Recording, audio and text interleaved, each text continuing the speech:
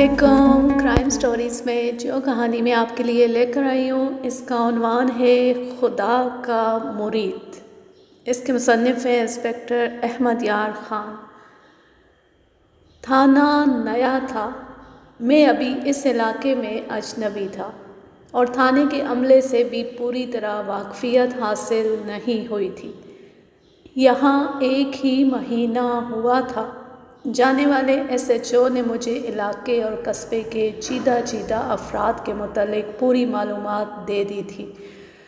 ان میں سرکردہ، معزز اور رئیس افراد بھی تھے، عادی مجرم، سزا یافتہ، سرکاری اور غیر سرکاری مخبر وغیرہ بھی تھے، لیکن زبانی رائے اور معلومات کو میں کیسے یاد رکھ سکتا تھا؟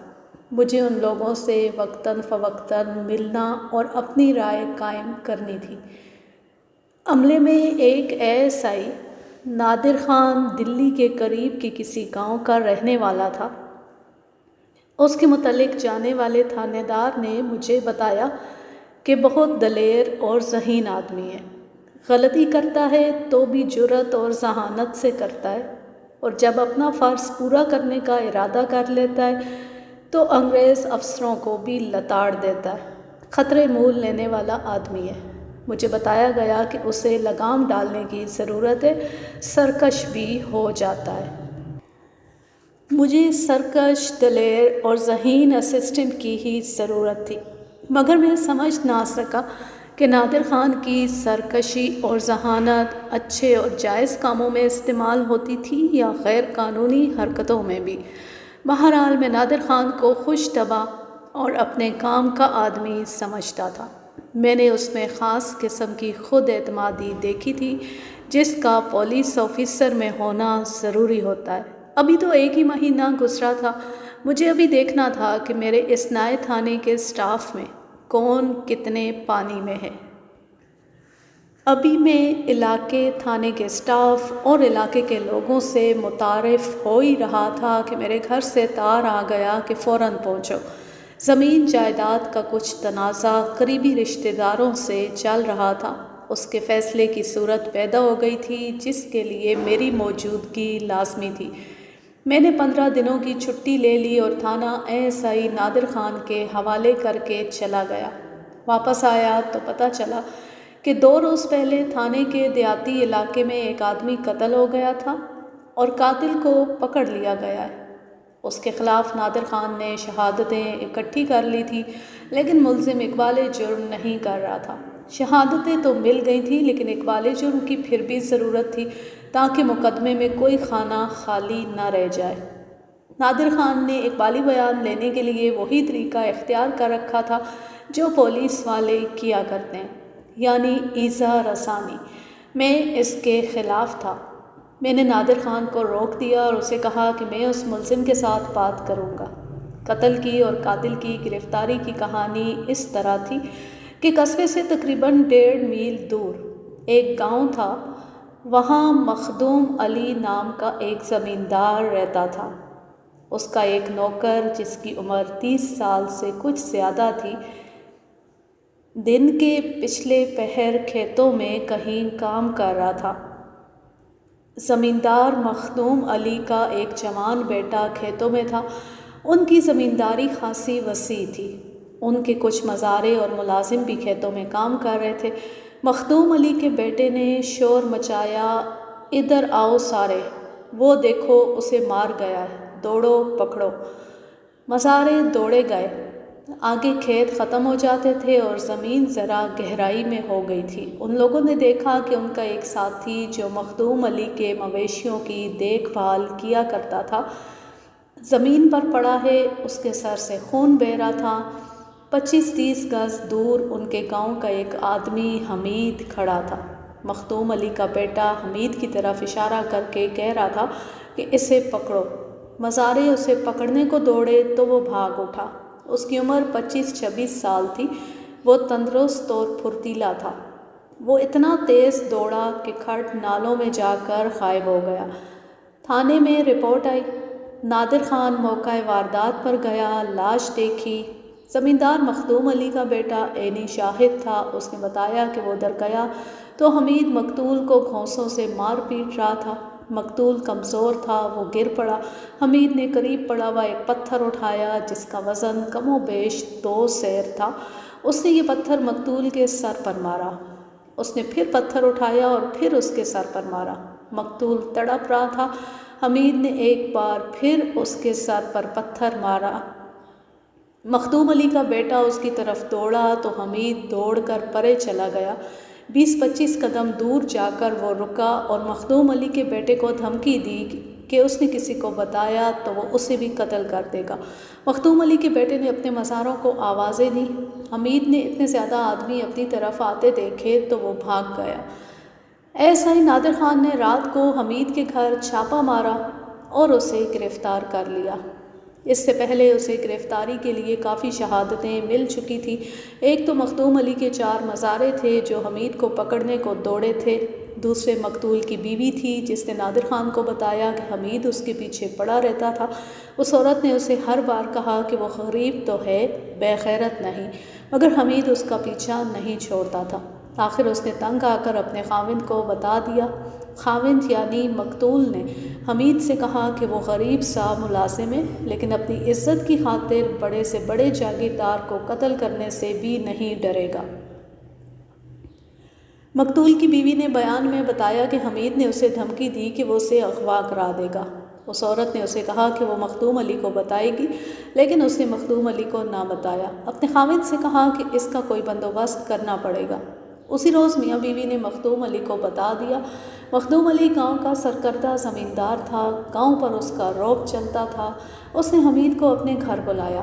حمید کسی کا مزارہ نہیں تھا، اس کی اپنی زمین تھی اور ذات کے لحاظ سے بھی کمتر نہیں تھا، لیکن مالی لحاظ سے وہ مخدوم علی کے مقابلے میں معمولی سا کسان تھا۔ مخدوم علی نے مقتول سے کہا کہ حمید کے سر پر 2 جوتے مارو۔ مخدوم علی نے اور اس کے بیٹے نے حمید کو پکڑ لیا اور مقتول نے جو نادار سا ملازم تھا حمید کے سر پر جوتے مارے۔ اگلی روز مقتول حمید کے ہاتھوں قتل ہو گیا۔ مخدوم علی نے اس بیان کی تصدیق کرتے ہوئے نادر خان کو بتایا تھا کہ اس نے اپنے ملازم یعنی مقتول کے ہاتھوں حمید کے سر پر جوتے مروائے تھے اور حمید نے اس کے گھر سے نکلتے ہوئے مقتول سے کہا تھا کل تمہاری زندگی کا آخری دن ہے۔ ایسائی نادر خان کے لیے یہ شہادت کافی تھی کہ قاتل حمید ہے۔ اگر وہ قاتل نہ ہوتا تو جائے واردات سے بھاگتا کیوں؟ نادر خان کو اس تھانے میں 2 سال ہو گئے تھے۔ وہ علاقے کے لوگوں سے واقف تھا۔ اس نے مجھے بتایا کہ حمید کا اٹھنا بیٹھنا بدماشوں کے ساتھ ہے اور وہ اچھے چال چلن کا آدمی نہیں۔ حمید کے متعلق مجھے یہ بھی بتایا گیا کہ اس کے ماں باپ مر چکے ہیں، اس کا ایک چچا اور ایک ماموں ہے اور وہ اپنے گھر میں اکیلا رہتا ہے۔ 2 سال ہوئے اس کی شادی بڑے اچھے گھرانے میں ہوئی تھی، لیکن اس نے اپنی بیوی کے ساتھ ایسا برا سلوک کیا کہ وہ 1 سال اس کے ساتھ بڑی مشکل سے گزار کر اپنے ماں باپ کے گھر چلی گئی۔ حمید اسے اپنے گھر لانے کو نہیں گیا۔ ماں باپ اس سے طلاق مانگتے ہیں تو طلاق بھی نہیں دیتا۔ مخدوم علی نے بھی اسے کئی بار کہا تھا کہ اپنی بیوی کو بساؤ یا اسے طلاق دے دو، لیکن وہ ہر کسی کے گلے پڑ جاتا ہے اور بات کسی کی بھی نہیں مانتا۔ اب نادر خان گزشتہ دن اور رات حمید کے پیچھے پڑا ہوا تھا کہ وہ اقبال جرم کر لے، لیکن وہ نہیں مان رہا تھا۔ کہتا تھا کہ میں قاتل نہیں ہوں۔ میں نے نادر خان کی ڈائری دیکھی، اس کی باتیں سنی تو میں سوچنے لگا کہ اقبال جرم کی ضرورت ہے یا نہیں۔ میرا خیال تھا کہ کوئی ایسی ضرورت نہیں، پھر بھی میں نے سوچا کہ حمید سے بات کر کے دیکھوں، اگر مان جائے تو بہتر ہے، ورنہ اس کی ہڈی پسلی ایک کرنے سے کچھ حاصل نہیں ہوگا۔ رات کے 8:30 اور 9 بجے کے درمیان کا وقت تھا۔ میں نے حمید کو حوالات سے نکلوایا۔ میں برآمدے میں بیٹھا تھا اور اسے اپنے پاس بٹھا لیا۔ میں نے اسے ہتھ کڑی لگانے کی ضرورت محسوس نہ کی۔ وہ اچھا خوبرو جوان تھا، جسم توانا اور پھرتیلا لگتا تھا۔ اس کی حالت بتا رہی تھی کہ اسے بہت اذیتیں دی گئی ہیں۔ نادر خان میرے پاس بیٹھا ہوا تھا۔ میں نے اسے اٹھا دیا۔ دیکھو حمید، میں آ گیا ہوں، اب تمہارے جسم کو کوئی ہاتھ بھی نہیں لگائے گا۔ میں یاروں کا یار ہوں، میری تمہاری کوئی دشمنی نہیں۔ تم نے جسے قتل کیا ہے وہ میرا کچھ نہیں لگتا تھا۔ میں بات کر رہا تھا تو وہ اٹھا۔ میں نے اسے بیٹھے رہنے کو کہا تو اس نے کہا ذرا جسم سیدھا کر لوں، ان لوگوں نے مجھے بہت مارا ہے۔ اس نے انگڑائی لی، جسم سیدھا کیا اور بیٹھ گیا۔ تم اگر اقبال جرم نہ کرو تو بھی تمہارے خلاف شہادت مکمل ہے۔ تم بیان دے دو کہ تم نے اسے کیوں اور کس طرح قتل کیا ہے۔ قتل کرنے کی کوئی وجہ ہی نہیں تھی، نہ میں نے قتل کیا ہے۔ میں نے اس کے سر پر ہاتھ رکھا اور بڑے پیارے انداز سے اسے سمجھانے لگا۔ وہ خاموشی سے سنتا رہا۔ اس نے بیٹھے بیٹھے اپنی ایک ٹانگ لمبی کی اور اسے اکٹھا کر لیا، پھر دوسری ٹانگ لمبی کر کے اکٹھی کر لی۔ میں بول رہا تھا اور وہ بازو پھیلا کر انگڑائیاں لینے لگا۔ پھر وہ اٹھا اور کہنے لگا جسم جڑ گیا ہے، ذرا سیدھا کر لو۔ اس نے اچانک ہرن کی طرح چوکڑی بھری۔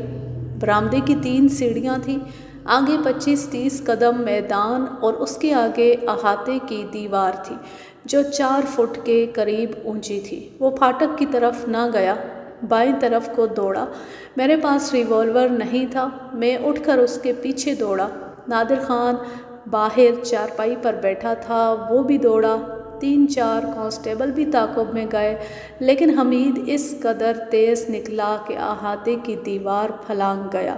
اس طرف اندھیرا تھا، رات کا وقت تھا، باہر کوئی آدمی نظر نہیں آتا تھا۔ کانسٹیبل بھی دیوار پھلانگ گئے۔ میں رک گیا۔ 2 کانسٹیبلوں سے کہا کہ وہ پرائیویٹ کپڑوں میں ریلوے اسٹیشن چلے جائیں۔ نادر خان نے کہا کہ حمید اپنے گاؤں جائے گا۔ میں نے کہا وہ گاؤں میں نہیں جائے گا، اس میں اتنی عقل ہوگی کہ وہ گاؤں میں گیا تو پولیس پیچھے آئے گی، وہ اپنے کسی بدمعاش دوست کے گھر گیا ہوگا۔ تم کہتے ہو کہ اس کا اٹھنا بیٹھنا بدمعاشوں کے ساتھ ہے، وہ کون سے بدمعاش ہیں؟ ان کے گھروں پر چھاپے ماریں گے، میں معلوم کر کے بتاؤں گا۔ میں نے قصبے میں کانسٹیبل بھیج دیے، انہیں کہا کہ وہ چوکیداروں کو ساتھ لے لیں اور گلی گلی گھوم جائیں۔ میں نے اس کے گاؤں کو ذہن سے اتار دیا تھا۔ وہ پاگل تو نہیں تھا کہ اپنے گھر چلا جاتا۔ گاؤں کے لوگ اسے اسی وقت گرفتار کرا دیتے، سب کو معلوم تھا کہ وہ قاتل ہے۔ مفرور ملزم کو پکڑنے کے لیے جو اقدام اور کارروائیاں کی جاتی ہیں وہ میں نے کی، ان کے بیان کی ضرورت نہیں۔ مجھے پچھتاوا ہوا کہ میں نے اسے ہتھکڑی لگائے بغیر حوالات سے نکال لیا تھا۔ ملزموں کے معاملے میں بہت احتیاط کی جاتی ہے، میں نے اس لیے احتیاط نہ کی کہ اسے نادر خان نے بہت مارا پیٹا تھا۔ میرا خیال تھا کہ وہ چلنے کے بھی قابل نہیں ہوگا، مگر وہ اتنا تیز دوڑا کہ جنوں کی طرح غائب ہو گیا۔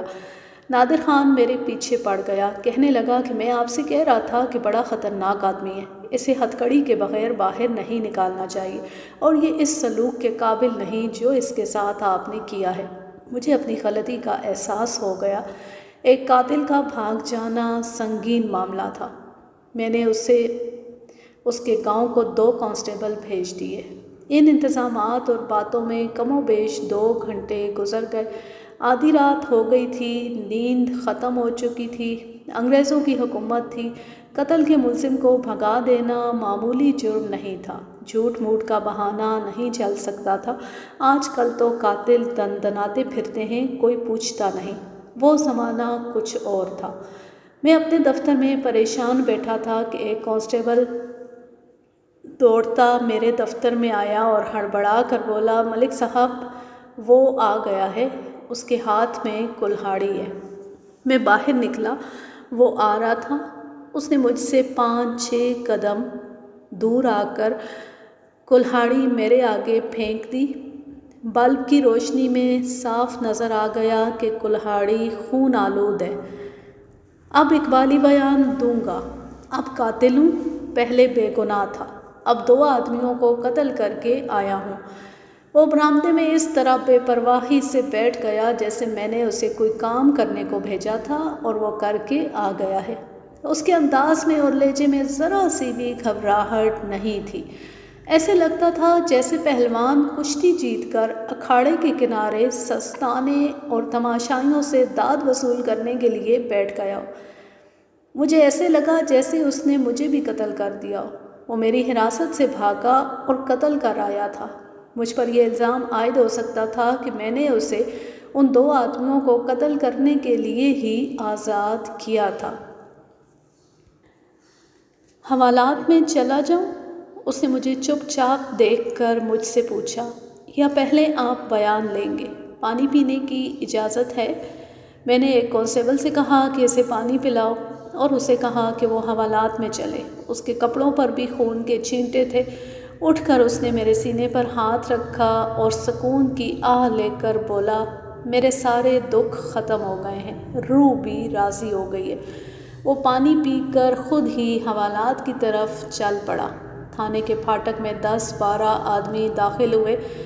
میں نے جن 2 کانسٹیبلوں کو اس کے گاؤں بھیجا تھا وہ آگے آگے تھے۔ حمید حوالات کی طرف جاتے جاتے رک گیا اور ان لوگوں کی طرف دیکھ کر بلند آواز سے بولا، اوئے تم سارا گاؤں کیوں آ گئے ہو؟ میں خود ہی آ گیا ہوں، کلہاڑی پولیس کے حوالے کر دیے۔ اس نے گالی دے کر کہا، اب جھوٹ نہ بولنا، اور اسے حوالات میں بند کر دیا گیا۔ گاؤں کے جو آدمی آئے تھے انہوں نے مجھے یہ رپورٹ دی کہ حمید مخدوم علی اور ایک پیر کو جو صوفی کہلاتا تھا قتل کر آیا ہے۔ پہلے جس کے قتل کے الزام میں حمید پکڑا ہوا تھا وہ مقتول مخدوم علی کا نوکر تھا۔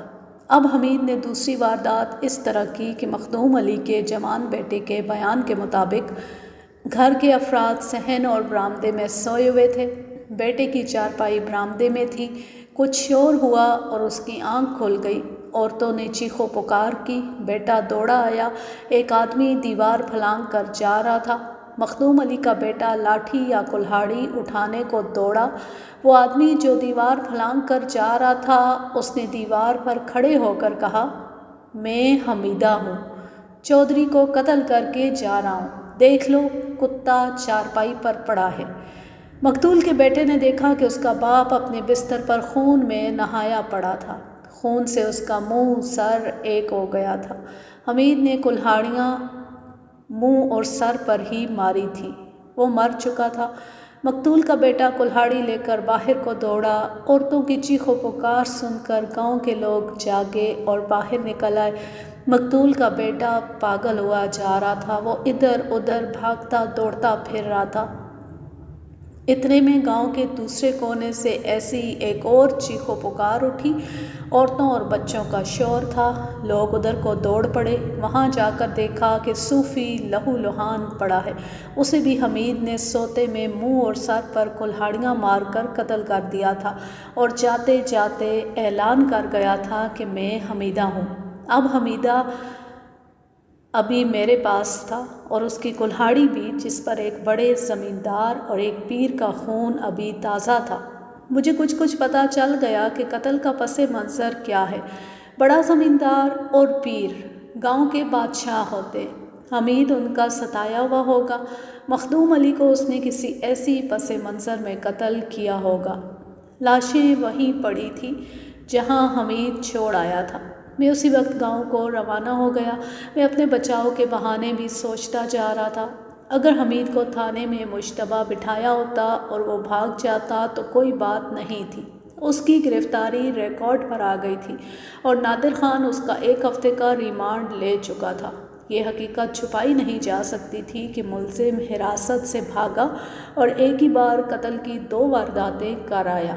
زمیندار مخدوم علی مقتول کا مکان پکا تھا جیسے بڑے زمینداروں کا ہوا کرتا ہے، لیکن ایک طرف کی دیوار اتنی اونچی تھی کہ اچھے قد کا آدمی بازو اوپر اٹھائے تو انگلیاں دیوار کے اوپر تک چلی جاتی تھی۔ لالٹینوں کا انتظام تھا۔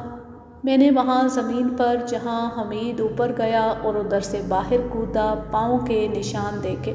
زمین پر پاؤں کی رگڑ کے نشان تھے۔ اندر جا کر دیکھا، ادھر بھی دیوار پر رگڑ کے نشان تھے اور کچے صحن میں پاؤں کے نشان تھے۔ مخدوم علی کی لاش چارپائی پر پڑی تھی۔ قاتل نے اسے اٹھنے کی مہلت نہیں دی تھی۔ اس کے چہرے کا کیما کیا ہوا تھا۔ سر میں بھی کلہاڑی کے گہرے زخم تھے۔ کھوپڑی ٹوٹی تھی۔ میں نے اس مکان کو اور لاش کے ارد گرد جو کچھ دیکھنا تھا دیکھ لیا۔ کاغذات تیار کیے، گواہوں کے انگوٹھے لگوائے اور گھر کے جن افراد کو موقع کا گواہ بنانا تھا انہیں تھانے چلنے کو کہا، اور میں دوسرے مقتول کے گھر چلا گیا۔ اسے گاؤں والے صوفی صاحب کہتے تھے اور سارا گاؤں اس کا مرید تھا۔ چند دوسرے دیہات کے لوگ بھی اس کے مرید تھے۔ یہ کوئی گدی نہیں تھی جیسی پیروں اور شاہ صاحبوں کی ہوا کرتی ہے۔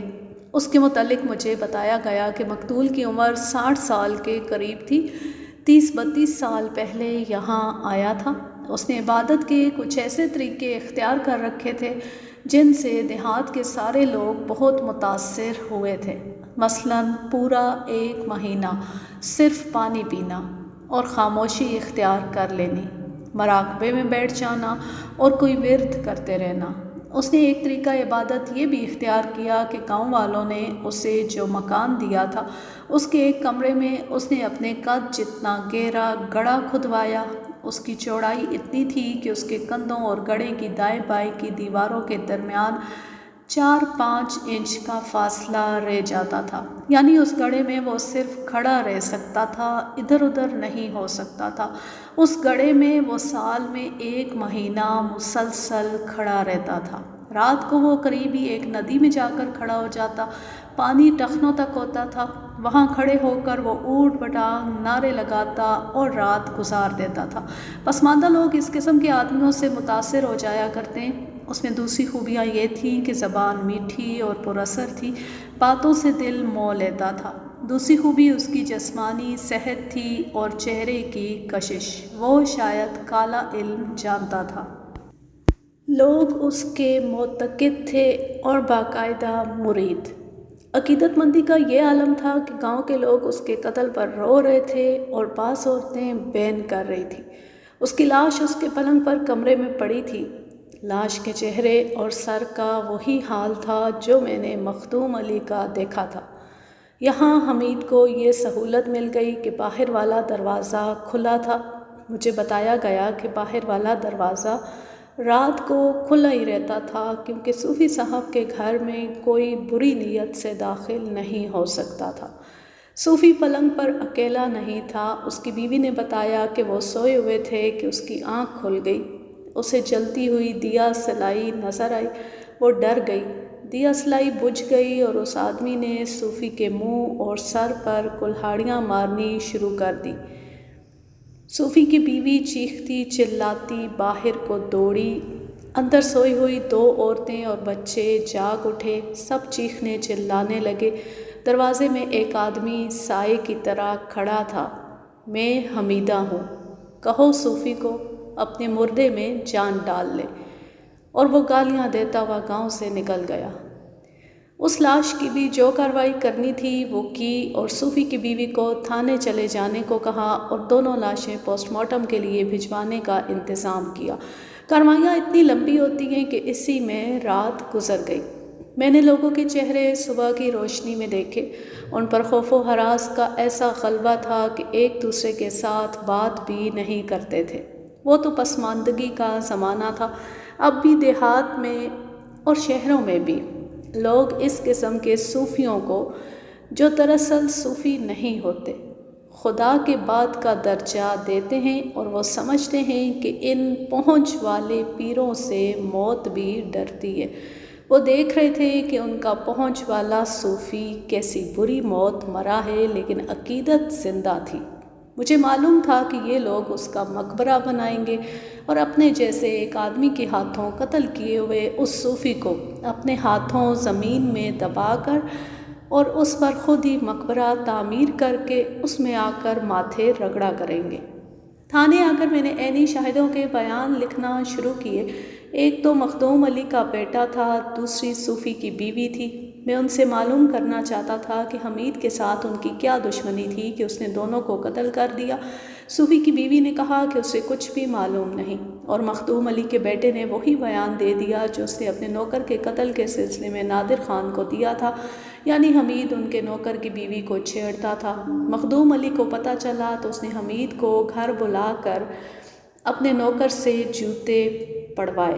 قتل کا یہ باعث کافی تھا۔ میں دیکھ چکا تھا کہ حمید تھا تو دیہاتی اور ان پڑھ، لیکن اس کا انداز بتاتا تھا کہ وہ صاف ستھرے اور بہتر ذہن کا جوان ہے۔ اس کی غیرت نے اپنی بے عزتی برداشت نہ کی، اس لیے اس نے پہلے نوکر کو قتل کیا اور دیکھا کہ وہ پکڑا گیا ہے اور اسے سزا ملے گی تو اس نے مخدوم علی کو بھی قتل کر دیا۔ گاؤں کا نمبردار، ذیلدار اور چوکیدار تھانے میں موجود تھے۔ مجھے ان سے بہت کچھ معلوم ہونے کی توقع تھی، لیکن بعض کیسوں میں یہ لوگ بھی اصل بات پر پردہ ڈال دیا کرتے تھے۔ اس کیس میں بھی مجھے یہی خطرہ نظر آ رہا تھا۔ چونکہ ملزم معمولی آدمی اور مقتول سرکردہ افراد تھے، اس لیے میں توقع نہیں رکھ سکتا تھا کہ یہ لوگ ملزم کی حمایت میں کوئی بات بتائیں گے۔ میں نے ملزم کا بیان لینا بہتر سمجھا۔ اسے ہتھکڑی لگا کر حوالات سے نکالا اور اپنے دفتر میں لے گیا۔ حمیدے بھائی، جہاں تم 2 قتل کر کے خود ہی کلہاڑی سمیت میرے پاس آ گئے، وہاں اب پہلے قتل کا بھی اقبال کر لو۔ اسے بھی تم نے ہی قتل کیا ہے۔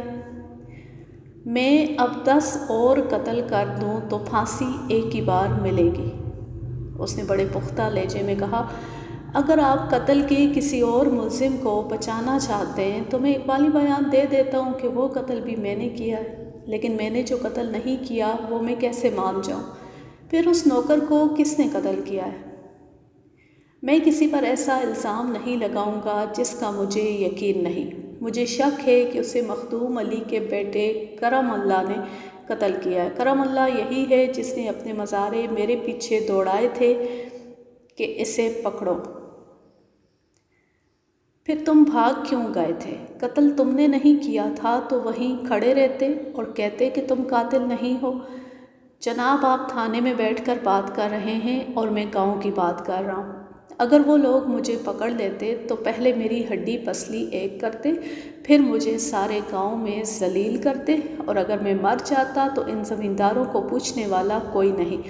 آپ کا چھوٹا تھانے دار یعنی نادر خان مخدوم علی کے گھر کا نمک کھاتا ہے۔ اس خاندان کے ساتھ چھوٹے تھانے دار کا گہرا یارانہ ہے۔ صوفی کے ساتھ تمہاری کیا دشمنی تھی؟ بدکار آدمی تھا جی۔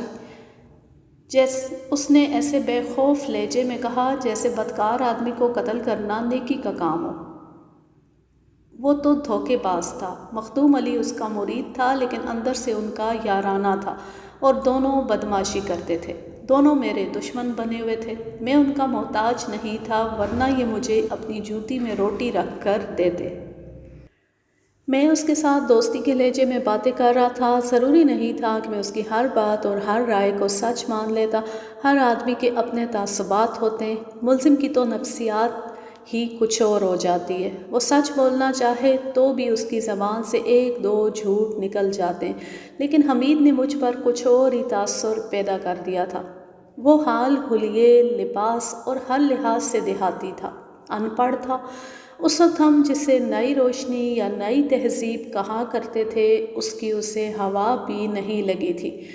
اس کا توہم پرست اور کسی نہ کسی پیر فقیر کا مرید ہونا ضروری تھا۔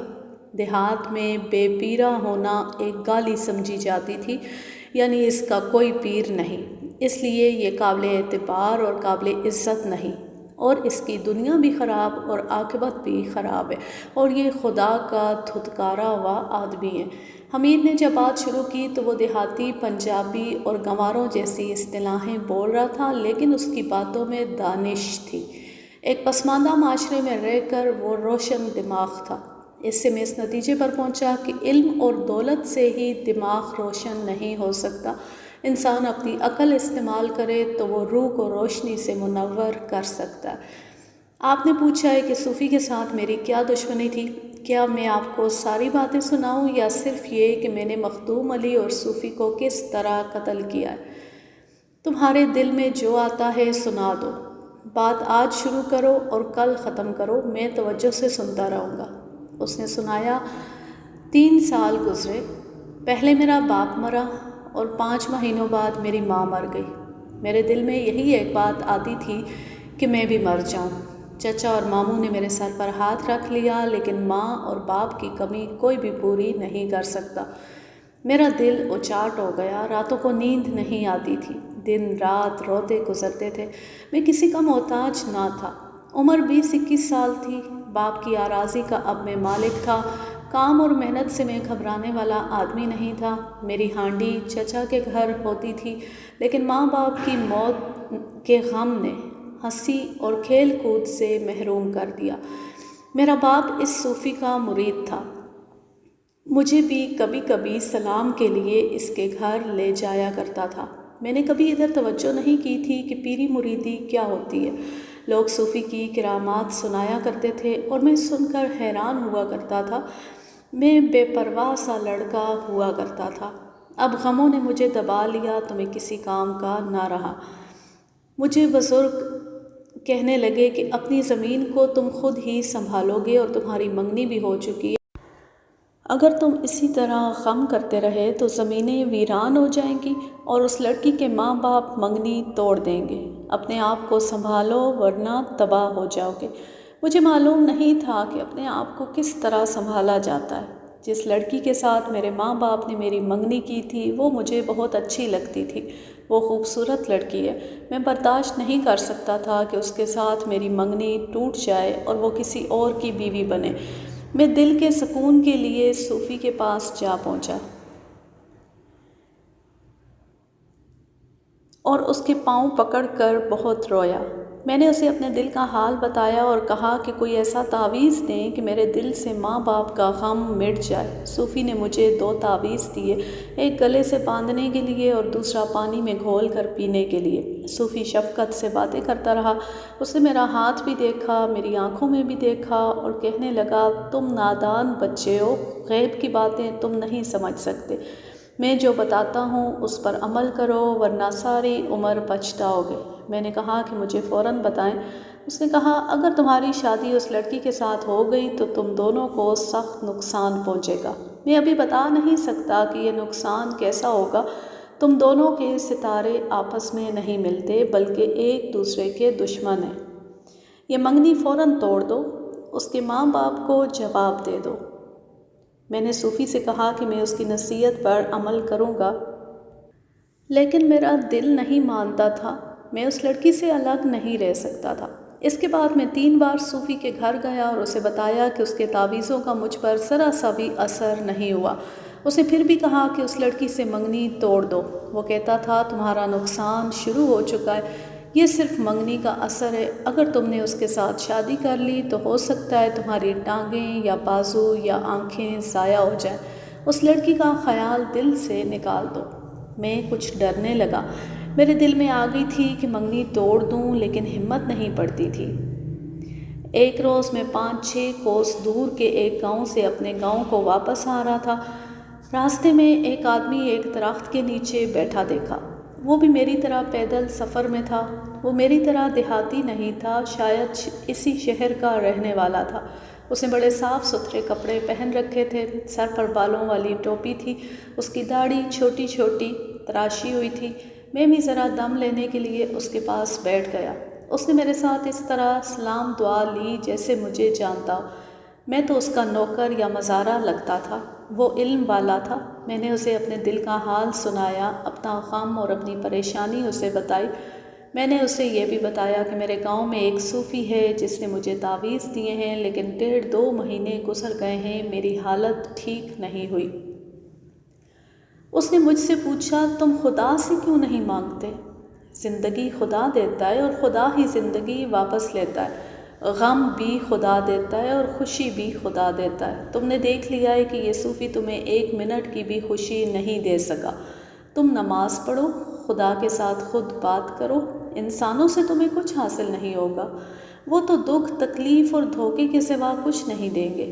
اس نے ایسی باتیں کی جو میں نے پہلے کبھی نہیں سنی تھی۔ یہ تو میں نے دیکھ لیا تھا کہ صوفی کے تعویذوں کا مجھ پر کچھ اثر نہیں ہوا تھا۔ اس پڑھے لکھے شخص نے جو باتیں کی ان کا مجھ پر بہت اثر ہوا۔ میں نے خدا کو کبھی یاد نہیں کیا تھا۔ میں نے اسے کہا کہ مجھے اپنا مرید بنا لو۔ اس نے کہا، تم لوگوں میں یہی خرابی ہے کہ تم پیری اور مریدی کے سوا اور کچھ سوچ ہی نہیں سکتے۔ اپنے خدا کے اور اس کے کلام کے مرید بنو، اپنے مرید بن جاؤ۔ تمہارے صوفی پیر کے ہاتھ میں کوئی طاقت نہیں، طاقت تمہارے ہاتھ میں ہے اور تمہیں یہ طاقت خدا نے دی ہے۔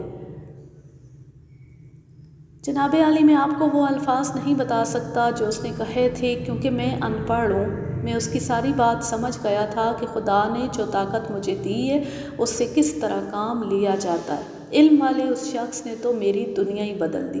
مجھ پر اتنا اثر ہوا کہ میں نے اس کے سامنے اپنے گلے سے تعویذ نوچ کر پرے پھینک دیا۔ اس کے بیان کا یہ حصہ بہت طویل تھا۔ میں پوری دلچسپی سے سنتا رہا اور اس کی حوصلہ افزائی بھی کرتا رہا۔ میں نے اسی روز اس کی نصیحتوں پر عمل شروع کر دیا۔ میں نے نماز پڑھی اور خدا کے آگے ہاتھ پھیلا کر بہت رویا اور خدا سے دل کا سکون مانگا۔ آپ یقین کریں کہ میرے دل کو سہارا مل گیا۔ اس کا اثر یہ ہوا کہ مجھے صوفی کے نام سے چڑ ہو گئی۔ اس سے آگے اس کے بیان کو میں مختصر کر کے سناتا ہوں۔ اس نے ایسا رویہ اختیار کر لیا جو دیہاتی معاشرے میں جرم سمجھا جاتا ہے۔ صوفی نے اسے 2-3 بار بلایا تو اس نے جانے سے صاف انکار کر دیا۔ آخری بار اس نے صوفی کو کہلا بھیجا کہ میرا تمہارے ساتھ کوئی تعلق نہیں اور نہ میں تمہیں پہنچ والا پیر مانتا ہوں اور میں اسی لڑکی کے ساتھ شادی کروں گا۔ اس کے بعد اس نے دوسرا جرم یہ کیا کہ صوفی کے خلاف پروپیگنڈا شروع کر دیا۔ اس کا نتیجہ یہ ہوا کہ اس کی مخالفانہ باتیں صوفی کے کانوں تک پہنچیں اور وہ اس کا دشمن ہو گیا۔ گاؤں میں اپنے پیر کے خلاف بھلا کون بات سنتا ہے؟ گاؤں کے لوگ بھی اس کے خلاف ہو گئے۔ صوفی نے اسے دھمکی بھیجی کہ وہ اس کے خلاف باتیں کرنے سے باز آ جائے۔ گاؤں کے بڑے اور با اثر زمیندار مخدوم علی نے بھی اسے روکا اور دھمکی دی۔ حمید نے دونوں کی دھمکیوں کا مذاق اڑایا۔ وہ کہا کرتا تھا کہ میں اپنے خدا کا مرید ہوں۔ اسے کسی کا ڈر نہیں تھا۔ وہ کمتر ذات کا نہیں تھا۔ اس کی اپنی زمین تھی۔ وہ کسی کا محتاج نہیں تھا۔ وہ نڈر اور خود سر ہو گیا۔ اس کے ساتھ کوئی رعب کی بات کرنے کی جرأت نہیں کرتا تھا۔ اپنی طاقت اور اپنے رعب کو اور زیادہ مضبوط کرنے کے لیے اس نے قریبی گاؤں کے 3-4 بدماشوں کے ساتھ دوستی کر لی۔ ان میں ایک جرائم پیشہ اور سزا یافتہ تھا۔ اس کے اپنے گاؤں میں اس جیسے 2 بے پیرے موجود تھے، انہیں بھی اس نے دوست بنا لیا۔ ان دوستوں نے حمید کا رعب جمانے کے لیے صوفی اور مخدوم علی تک کچھ دھمکی آمیز باتیں پہنچائیں۔ ان لوگوں کو اپنا رعب جمانے کا ایک موقع مل گیا۔ اونچی ذات کے ایک آدمی نے کمتر ذات کی ایک عورت پر دست درازی کی۔ وہ شریف عورت تھی۔ اس نے اپنے خاوند کو بتایا۔ خاوند نے اس آدمی سے گلہ کیا تو اس نے خاوند کو 2-4 تھپڑ مار کر خاموش کر دیا۔ حمید نے اپنے دوستوں کو بلا لیا۔ انہوں نے دست درازی کرنے والے کو گاؤں کے وسط میں پکڑ کر پہلے لوگوں کو اکٹھا کیا، پھر اس آدمی کی پٹائی کر دی۔ اس کے خاندان کے مرد لاٹھیاں کلہاڑیاں لے کر نکل آئے۔ حمید نے انہیں للکار کر کہا کہ میں گاؤں کی ہر عورت کی عزت کی حفاظت کروں گا۔ اگر تم لوگوں نے مجھے لاٹھیوں کلہاڑیوں کی دھونس دکھائی تو تمہاری بیٹیوں کو ہم اسی طرح کھیتوں میں خراب کریں گے۔ ہنڈے بدماشوں کا رعب کام کر گیا، لیکن حمید کے خلاف دشمنی جڑ پکڑ گئی۔ اسے مخدوم علی کے خاندان نے غنڈہ بدماش کہنا شروع کر دیا۔ حمید کو کسی کی پرواہ نہیں تھی۔ اس کے چچے اور ماموں نے اس کی شادی کر دی۔ یہی وہ لڑکی تھی جس سے صوفی اسے منگنی توڑنے کو کہتا تھا۔ لڑکی اسے اسی طرح پسند کرتی تھی جس طرح وہ اسے کرتا تھا۔ وہ پیار اور محبت کی ازدواجی زندگی گزارنے لگے، لیکن 8-9 ماہ بعد لڑکی کے رویے میں ناگوار تبدیلی آنے لگی۔ اس کی وجہ یہ تھی کہ لڑکی صوفی کی مریدنی تھی اور ہر جمعرات اپنی 2-3 سہیلیوں کے ساتھ صوفی کے سلام کے لیے جایا کرتی تھی۔ شادی کے بعد بھی اس نے اپنا یہ معمول جاری رکھا۔ حمید اسے روکتا تھا اور وہ حمید کو صوفی کے حق میں قائل کرنے کی کوشش کرتی تھی۔ 8-9 مہینے تو پیار محبت میں گزر گئے، پھر ان میں ناچاکی پیدا ہونے لگی۔ لڑکی نے سخت موری اور بے رخی اختیار کر لی، پھر محبت ختم ہو گئی۔ آخر لڑکی اپنے ماں باپ کے گھر گئی اور واپس نہ آئی۔ حمید اسے گھر لانے کو نہ گیا۔ چند اور مہینے گزرے تو لڑکی والوں نے طلاق مانگنی شروع کر دی۔ حمید نے جواب دیا کہ خود گئی تھی، خود واپس آ جائے، میں اسے بسانا چاہتا ہوں، طلاق دینے کی کبھی نہیں سوچی تھی۔ مخدوم علی اور صوفی نے بھی اسے کہا کہ وہ لڑکی کو طلاق دے دے۔ حمید نے انہیں بھی ٹکا سا جواب دے دیا۔ 1 سال گزر گیا۔ حمید نے ایک گاؤں کا نام لے کر کہا کہ وہ اپنے گاؤں کو آ رہا تھا جہاں مخدوم علی کا نوکر قتل ہوا تھا۔ وہاں سے ذرا آگے زمین گہرائی میں ہے اور آگے نالے جیسی ندی ہے۔ حمید اس نالے میں سے گزر کر اوپر آیا، پھر گہرائی والی زمین سے اوپر آیا۔ اس نے دیکھا کہ مخدوم علی کا بیٹا اس سے 25-30 قدم دور کھڑا نیچے دیکھ رہا تھا۔ حمید کو نوکر کی لاش نظر آئی جسے وہ زخمی سمجھا، وہ وہیں رک گیا۔ مخدوم علی کے بیٹے نے ادھر دیکھا جدھر حمید کھڑا تھا۔ اس نے کھیتوں کی طرف دیکھا، کھیت ذرا بلندی پر تھے۔ وہ اوپر گیا اور شور مچایا کہ بھاگ کر آؤ، اسے پکڑو۔ مخدوم علی کے مزارے دوڑے آئے۔ اس کے بیٹے نے حمید کی طرف اشارہ کر کے کہا کہ یہ دیکھو، حمید اسے قتل کر کے بھاگ گیا ہے۔ وہ سب حمید کو پکڑنے کے لیے دوڑے۔ حمید ڈرنے والا آدمی نہیں تھا، لیکن وہ اتنے زیادہ آدمیوں کا مقابلہ نہیں کر سکتا تھا۔ اسے یہ ڈر محسوس ہوا کہ یہاں معاملہ کچھ گڑبڑ ہے۔ اگر وہ رکا رہا تو پہلے اس کی پٹائی ہوگی، پھر اسے پولیس کے حوالے کر دیں گے۔ اس کی عقل ساتھ چھوڑ گئی اور وہ بھاگ اٹھا۔ اسے یہ تو معلوم ہی نہ تھا کہ زمین پر جو آدمی زخمی یا مرا پڑا تھا وہ کون تھا۔ وہ شام کے بعد گھر آیا۔ تھوڑی دیر بعد ASI نادر خان 2 کانسٹیبلوں کے ساتھ اس کے گھر میں داخل ہوا اور اسے پکڑ کر تھانے لے آیا۔ تھانے میں اسے کہا کہ زمیندار کے نوکر کے قتل کا اقبال کرو۔ حمید نے کہا کہ اس نے کسی کو قتل نہیں کیا۔ نادر خان نے اسے کہا کہ اقبالی بیان دے دے اور وہ اسے بچا لے گا۔ حمید نے نادر خان کو بتایا کہ وہ دوسرے گاؤں سے آ رہا تھا تو اس نے مخدوم علی کے بیٹے کو ایک آدمی کی لاش کے پاس کھڑے دیکھا۔ نادر خان نے اس کے بیان کو تسلیم نہ کیا اور اس کی پٹائی شروع کر دی۔ اسے اذیتیں دیں اور اس دوران نادر خان نے اسے 2 بار کہا، میں دیکھتا ہوں تم اسے طلاق کس طرح نہیں دو گے۔ حمید سمجھ گیا کہ یہ چکر کیا ہے۔ اس نے نادر خان کو بہت بری سنائی اور کہا کہ میں اگر اپنے باپ کا بیٹا ہوا تو نہ طلاق دوں گا، نہ تمہاری مرضی کے مطابق اقبال جرم کروں گا، میرے جسم کے ٹکڑے کر دو۔ نادر خان نے اس کے جسم کے ٹکڑے کرنے میں کوئی کسر نہ رہنے دی، لیکن حمید بڑا سخت جان نکلا۔ اتنے میں آ گیا اور اسے بچا لیا۔ میں نے پکا ارادہ کر لیا تھا کہ اب آپ کے اس چھوٹے تھانے دار سے مار نہیں کھاؤں گا۔ اب مجھے حوالات سے نکال کر دوسرے کمرے میں لے جائے گا تو میں اسے قتل کر دوں گا۔ میں نے سوچ لیا تھا کہ قتل کس طرح کروں گا، لیکن آپ نے مجھے بلا لیا اور پاس بٹھا کر بڑے پیار سے باتیں کی۔ میں آپ کے پیار کو دھوکہ سمجھ رہا تھا۔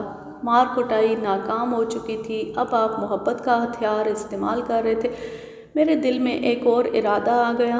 میں 2-3 بار جسم سیدھا کرنے کے بہانے اٹھا تھا اور بیٹھ گیا تھا۔ میں آپ کو دھوکہ دے رہا تھا کہ بھاگوں گا نہیں۔ پھر میں اٹھا اور بھاگ گیا۔ اپنا ارادہ پورا کرنے کے لیے میں دوڑتا ہوا اپنے گاؤں پہنچا۔ مجھے ڈر تھا کہ پولیس میرے پیچھے آ رہی ہوگی۔ میں اس سے پہلے اپنا ارادہ پورا کرنے کی کوشش میں تھا۔ میں اپنے گھر گیا اور کلہاڑی اٹھا کر مخدوم علی کے مکان تک چلا گیا۔ باہر کی دیوار سے میں واقف تھا۔ میں ذرا سا اچھلا تو ہاتھ دیوار پر چلے گئے۔ پاؤں دیوار کے ساتھ لگا کر میں اوپر گیا اور دیوار سے اندر کودا۔ ماچس جلا کر مخدوم علی کو پہچانا۔ میں پہلے اس کے بیٹے کو قتل کرنا چاہتا تھا، لیکن پہلے مخدوم علی نظر آ گیا۔ وہ گہری نیند سویا ہوا تھا۔ میں نے اس کے چہرے اور سر پر کلہاڑی کے 6 بھرپور وار کیے۔ صحن میں اس کے قریب 2 عورتیں سوئی ہوئی تھیں۔ وہ جاگ اٹھی، انہوں نے چیخنا شروع کر دیا۔ وہاں سے میں مخدوم علی کے بیٹے کو قتل کیے بغیر بھاگ آیا۔ میں نے اسے بھی ختم کرنا تھا، لیکن پکڑے جانے کا خطرہ تھا۔ میرا دوسرا ارادہ صوفی کو قتل کرنے کا تھا۔ اس ارادے کی وجہ سے میں مخدوم علی کے بیٹے کو قتل کیے بغیر وہاں سے بھاگ گیا۔ لوگوں کے اٹھنے سے پہلے میں اس گلی سے نکل گیا اور صوفی کے دروازے پر ہاتھ رکھا۔ دروازہ کھل گیا۔ مجھے معلوم تھا کہ صوفی کہاں سوتا ہے۔ میں نے اس کمرے میں جا کر ماچس چلائی اور پلنگ پر دیکھا۔ صوفی تو گہری نیند سویا ہوا تھا۔ اس کی بیوی کی آنکھ کھل گئی۔ میں نے ماچس پھینکی اور اندھیرے میں صوفی کے سر پر کلہاڑی کے 6 وار گن کر کیے۔ اس کی بیوی چیخیں مارتی اندر کو دوڑی اور میں باہر نکل آیا۔ باہر سے ہوتا ہوا میں تھانے آ گیا۔ کیا یہ سچ نہیں کہ تم مقتول کی بیوی سے چھیڑ چھاڑ کرتے تھے اور مخدوم علی نے تمہیں اپنے گھر بلا کر جوتے مروائے تھے؟ اس کی آنکھیں ٹھہر گئیں اور ہونٹ کھل گئے۔ یہ حیرت کا تاثر تھا، گھبراہٹ نہیں تھی۔ یہ کس نے کہا ہے؟ کسی نے تو کہا ہے نا، میں تم سے پوچھ رہا ہوں کہ یہ کہاں تک سچ ہے؟ اگر مجھے پہلے معلوم ہوتا کہ یہ جھوٹ کس نے بولا ہے تو میں نے جہاں 2 آدمیوں کو قتل کیا تھا وہاں ایک اور کا بھی قصہ پاک کر دیتا۔ اس نے کہا اور میری ران پر ہاتھ رکھ کر بولا، جناب علی اپنے دل پر لکھ لیں کہ میں خدا کا مرید ہوں، جھوٹ بولوں تو مجھ پر خدا کی لعنت ہو۔ میں اگر عورت کا اتنا شوقین ہوتا تو اپنی بیوی کے پاؤں جا پڑتا کہ میرے ساتھ چلو، تم جو کہو گی وہی کروں گا، لیکن جناب میں نے اتنی خوبصورت اور جوان لڑکی کو دھتکار کر پرے کر دیا۔ مقتول نوکر کی بیوی بے شک خوبصورت ہے، لیکن وہ بدمعاش ہے اور بکاؤ مال ہے، میں اسے خرید سکتا تھا، چھیڑ چھاڑ کی کیا ضرورت تھی؟ چلیے میں نے اسے چھیڑا ہوگا، مگر یہ جھوٹ کہ مخدوم علی نے مجھے جوتے مروائے، اس میں اتنی جرأت کہاں تھی کہ مجھ پر ہاتھ اٹھاتا؟ اگر ایسی بات ہوئی ہوتی تو وہ اسی روز قتل ہو جاتا اور میں خود تھانے آ جاتا۔ میں نے اتنا ہی دیکھا تھا کہ تھانے میں اس کے مزارے گواہی دینے آئے تھے، اور جناب علی آپ چاہیں برا منائیں، آپ کا چھوٹا تھانے دار ان سے ملا ہوا ہے۔ میں نے حمید کا بیان آگے سننے سے پہلے ایک کانسٹیبل سے کہا کہ مقتول نوکر کی بیوی اور دوسرے تمام ان مزاروں کو ساتھ لے آئے جو مقتول نوکر کے قتل میں گواہ تھے۔ میں تو سمجھا تھا کہ مخدوم علی نے تمہیں جوتے مروائے تھے، اس لیے تم نے اسے قتل کیا ہے۔ اگر ایسی بات نہیں تھی تو تم نے اسے کیوں قتل کیا ہے؟ یہ بھی سن لیں، آپ ولایت سے تو نہیں آئے، ہم جیسے ہی ہیں نا۔ آپ کو معلوم ہوگا کہ گاؤں میں کوئی بات زمین کے نیچے جا کر کریں تو وہ بھی لوگوں کے گھروں تک پہنچ جاتی ہے۔ اسی طرح مجھے باتیں معلوم ہوتی رہیں۔ مخدوم علی کا ایک بھتیجا جوان ہے، اسے وہ میری منگیتر کا رشتہ دلانا چاہتا تھا جو اسے نہیں مل سکتا تھا۔ میری بیوی کی ماں اس کی پیدائش سے پہلے کی صوفی کی مریدنی ہے، وہ بڑی خوبصورت عورت ہے، اب بھی صوفی کے پاس جاتی ہے، لیکن اس وقت جب صوفی کسی سے ملتا ہی نہیں، گرمیوں کی دوپہر کے وقت جاتی ہے یا سردیوں میں شام کے بعد۔ مجھے اچانک یاد آ گیا کہ حمید نے مجھے بتایا تھا کہ جب وہ صوفی کا مرید بنا تو صوفی نے اسے کہا تھا کہ منگنی توڑ دے، کیونکہ اس کی منگیتر کا ستارہ حمید کے ستارے کے خلاف ہے۔ اس کے بعد بھی صوفی اسے کہتا رہا کہ منگنی توڑ دو۔ حمید نے یہ بھی بتایا تھا کہ مخدوم علی اور صوفی کی گہری دوستی ہے۔ میں سمجھ گیا کہ یہ دونوں، بلکہ لڑکی کی ماں بھی، یہ رشتہ کسی اور کو دینا چاہتے تھے۔ تم نے منگنی نہ توڑی؟ جب تم نے اپنی بیوی کے ماں باپ سے شادی کا دن مقرر کرنے کو کہا تو وہ فوراً مان گئے تھے؟ کہاں فوراً جی، وہ تو ٹال رہے تھے، میں ان کے پیچھے پڑا رہا۔ میری ساس نے ایک روز مجھے کہا کہ تم بہت بدنام ہو گئے ہو، اس لیے ہم کچھ سوچ رہے ہیں۔ وہ مجھ پر جھوٹا الزام تھوپ رہی تھی۔ میرا سسر شریف آدمی ہے، میں نے اسے کہا کہ میں شادی کا دن فوراً مقرر کرنا چاہتا ہوں، اگر منگنی میں گڑبڑ کی گئی تو میں لڑکی کو اٹھا کر لے جاؤں گا، خواہ میں قتل ہو جاؤں۔ میں ان آدمیوں اور 2 عورتوں کو تھانے بلا دوں گا جو گواہ ہیں کہ مخدوم علی اور صوفی میری ساس اور سسر کو مجبور کر رہے تھے کہ منگنی توڑ دیں، لیکن آپ جانتے ہیں کہ گاؤں میں منگنی توڑنے کا نتیجہ کیا ہوتا ہے۔ میرا سسر آخر مرد ہے، وہ اپنی زبان سے نہ پھرا اور اس نے شادی کا دن مقرر کر دیا۔ میں دشمنی کی وجہ سمجھ گیا۔ شہروں میں رہنے والوں اور نئی روشنی کے لوگوں کی نظر میں دشمنی کی یہ وجہ اتنی سنگین نہیں ہوگی کہ قتل تک نوبت پہنچے، لیکن دیہاتی معاشرے میں اس سے بھی چھوٹی چھوٹی باتیں خون خرابے کا باعث بن جاتی ہیں۔ شہروں میں قتل نہیں ہوتے، لیکن ایسی ذرا ذرا سی باتوں پر ازدواجی زندگیاں تباہ ہوتی اور خاندانوں میں ناچاکی کا باعث بنتی ہیں۔ میں نے تعلیم یافتہ شہری خاندانوں میں بھی یہی حالت دیکھی ہے۔ میں نے حمید کو حوالات میں بند کر دیا۔ اپنے ASI نادر خان سے میں نے کچھ نہ پوچھا۔ مجھے بغیر ثبوت کے یقین تھا کہ اس نے مخدوم علی اور صوفی سے نظر نیاز وصول کی ہوگی اور اس نے حمید کو نوکر کے قتل کے الزام میں بے گناہ پکڑ لیا۔ مجھے یہ بھی معلوم کرنا تھا کہ حمید کو کس طرح بے گناہ پھانسا گیا، یہ اسکیم کیا تھی اور کس طرح بنی۔ وہ تمام گواہ آ گئے جو نوکر کے قتل کے گواہ تھے، ان میں مقتول کی بیوی بھی تھی۔ میں نے سب سے پہلے اسی کو بلایا۔ وہ دلکش عورت تھی، وہ عورتوں کی اس قسم میں سے تھی جو زیادہ نہیں ہوتی، یہ خاص قسم کی دلکشی ہوتی ہے۔ ایسی عورتوں کی آنکھیں مسکرایا کرتی ہیں اور وہ اتنی زیادہ چالاک اور فریب کار ہوتی ہیں جہاں تک کسی شریف آدمی کا تصور بھی نہیں پہنچ سکتا۔ ان کا چال چلن بہت برا ہوتا ہے، لیکن ایسا نہیں کہ ہر کسی کی ہو جائے۔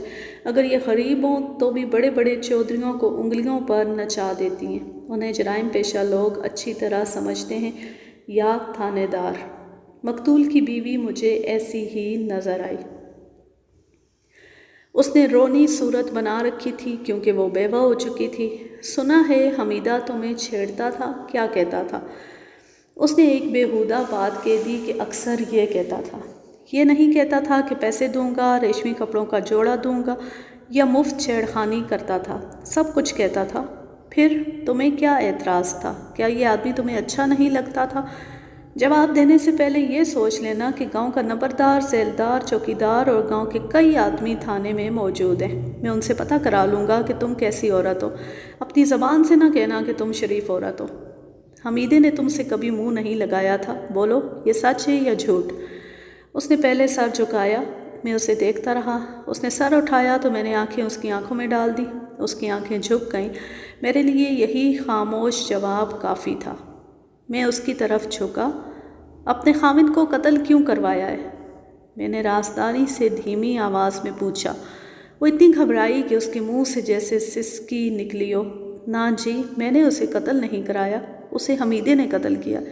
تمہیں کس نے بتایا تھا کہ اسے حمیدے نے قتل کیا ہے؟ سب یہی کہتے تھے، میں تو گھر میں تھی۔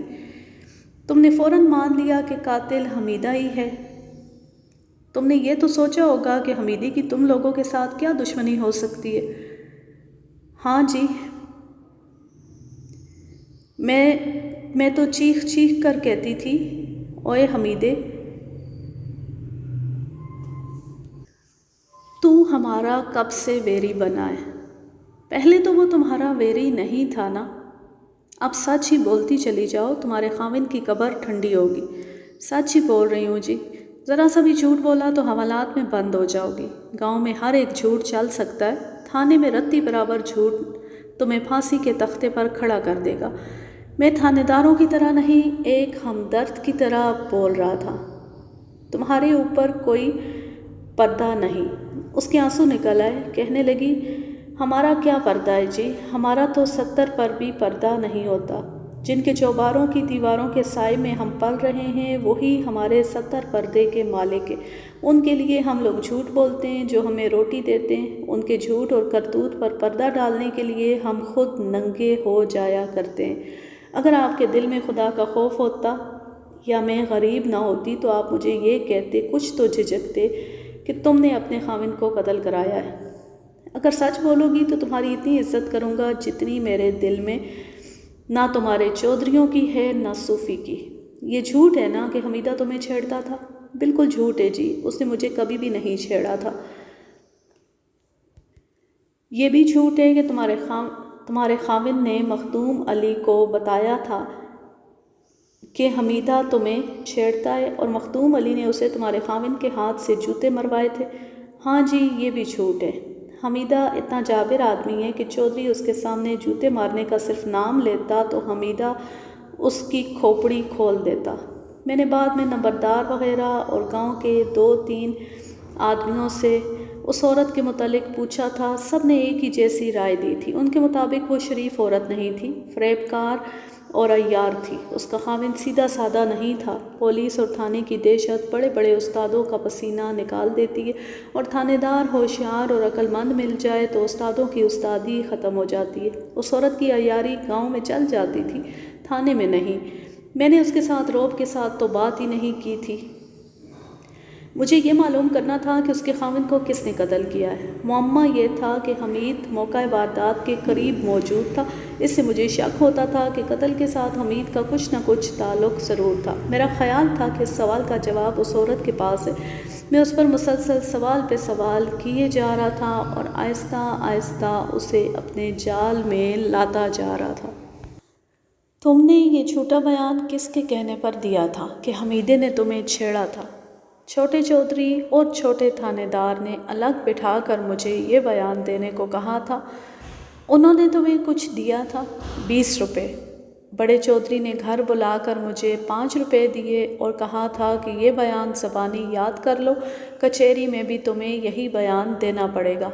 تم نے معلوم کرنے کی کوشش نہیں کی کہ تمہارے خاوند کو کس نے قتل کیا ہے؟